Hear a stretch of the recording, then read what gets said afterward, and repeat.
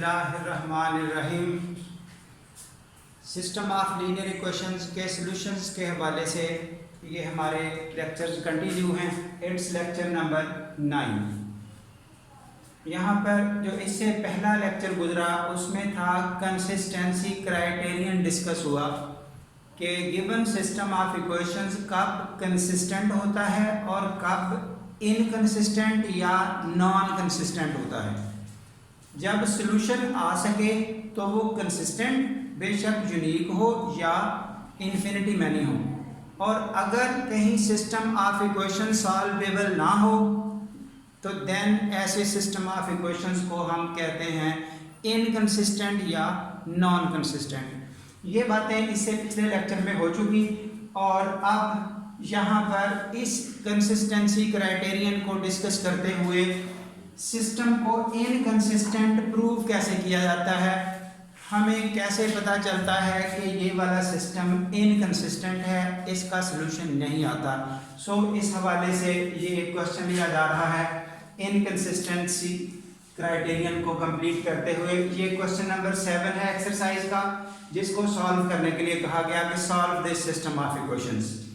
तो रूटीन में हमारा जो वर्किंग है that is augmented matrix. Augmented matrix लिखने का तरीका पहले भी बताया जा चुका। कोएफिशिएंट की मैट्रिक्स यहाँ तक, और उसके बाद जो इक्वल टू सिंबल के बाद लाइन आ रही होती है, इक्वल टू सिंबल के अगेंस्ट हम इस तरह से एक स्ट्रेट लाइन ड्रा कर सकते हैं, या स्ट्रेट लाइन ड्रा नहीं करनी, खाली छोड़ सकते हैं, स्पेस दे सकते हैं, व्हाटएवर वन कैन डू। ये कोई इशू नहीं, कुछ भी ना करें, जैसे आगे हम उसी तरह छोड़ देते हैं, that is not the problem. बस हमें अंडरस्टैंडिंग हो कि ये पहला कोएफिशिएंट, ये दूसरा कोएफिशिएंट, ये तीसरा कोएफिशिएंट, ये इक्वल टू, और ये राइट साइड वाले कांस्टेंट्स। ये ऑगमेंटेड मैट्रिक्स लिखने का तरीका है।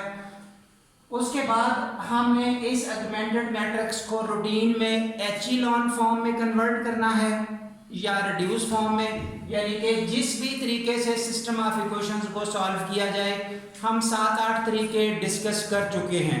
जो यहाँ पर अंडर कंसिडरेशन वे है वो है गॉस-जॉर्डन एलिमिनेशन मेथड या गॉसियन एलिमिनेशन मेथड। आप जिसको भी यूज करेंगे तो एचेलॉन फॉर्म हर सूरत बनानी ही पड़ेगी, इसलिए ये यहाँ पर वर्किंग एचेलॉन फॉर्म की हुई।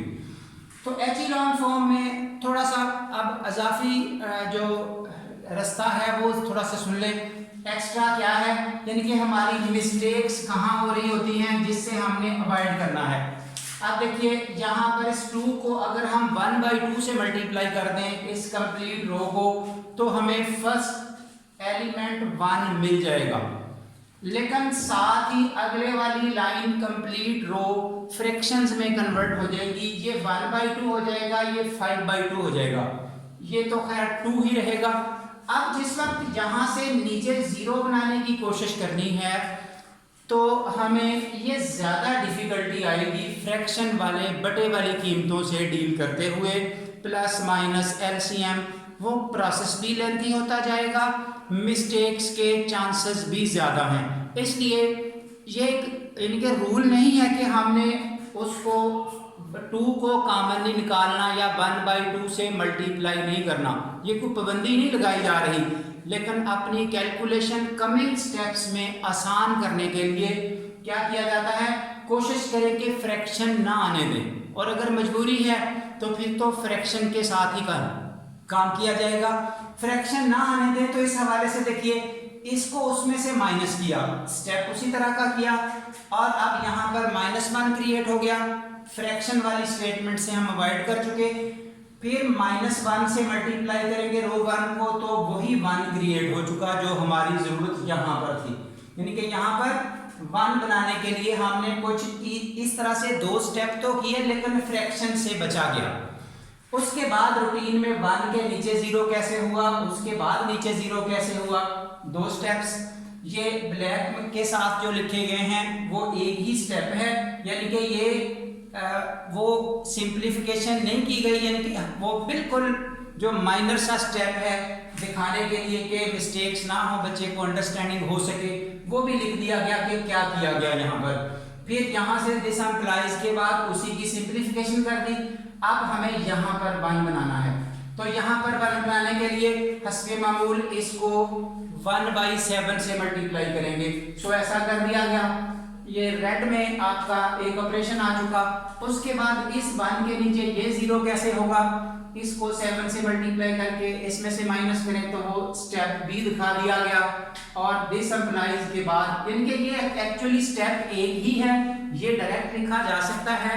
बार बार बात बताई जा रही है, अगर कोई कंफ्यूज हो या स्टेटमेंट हैंडल ना हो रही हो, मिस्टेक्स के चांसेस ज्यादा हो, तो इस तरह का स्टेप लिख देने में कोई हर्ज नहीं है। अगला स्टेप ये आ चुका, ये आपके पास फाइनली वो स्टेज आ गई जिसको हम एचेलॉन फॉर्म कहते हैं। यहां से हमने सॉल्यूशन लिखना है और सॉल्यूशन लिखते हुए क्या किया जाता है, वही सिस्टम ऑफ इक्वेशंस को एंड पे डील करते हैं। रो 3 से क्या मिला, 0x1 0x2 0x3 equal to 3, यानी कि कंप्लीट सब जीरोस मिलके 3 के बराबर। सो ये एक कंट्राडिक्टरी स्टेटमेंट है, यानी कि अनरियल सेटअप है, ऐसी एग्जिस्टेंस हो नहीं सकती। यहां कहीं आपको ऐसी अनरियल स्टेज नजर आए थ्रू आउट दिस प्रोसीजर के सारे जीरोस मिलके कोई और कांस्टेंट बन जाए कहीं भी किसी रो में, तो वो सिस्टम सॉल्वेबल कभी भी नहीं होगा, क्योंकि जीरोस मिलके या तो 0 बनेगा, अगर 0 आए तो इट्स ओके, वहां इंफिनिटी सॉल्यूशंस आ जाएंगे। लेकिन अगर जीरोस किसी और नंबर के बराबर आए, सो ये रियल सेटअप में एग्जिस्ट नहीं करती चीज, नॉट पॉसिबल, 0 3 के बराबर कभी नहीं होता। तो यहां से फिर हम कह देंगे कि इस सिस्टम का सॉल्यूशन अवेलेबल नहीं है, हम वेरिएबल्स की वैल्यूज कैलकुलेट नहीं कर सकते, इसलिए कहा जाता है सिस्टम हैव नो सॉल्यूशन, या फिर इस सिस्टम को कहते हैं this system is inconsistent. So that's all, यहां तक इनकंसिस्टेंट प्रूव करते हुए एक क्वेश्चन हम वंस अगेन आगे वाली वीडियो में बताएंगे कि इनकंसिस्टेंसी कैसे है, वो कंपैरेटिवली ज़्यादा इंपॉर्टेंट क्वेश्चन है, ज़्यादा अंडरस्टैंडिंग हो जाएगी। यहाँ तक जिन लोगों को वीडियो पसंद आई वो इस वीडियो को लाइक करें, आगे शेयर करें और हमारे चैनल को सब्सक्राइब भी करें। Thank you very much.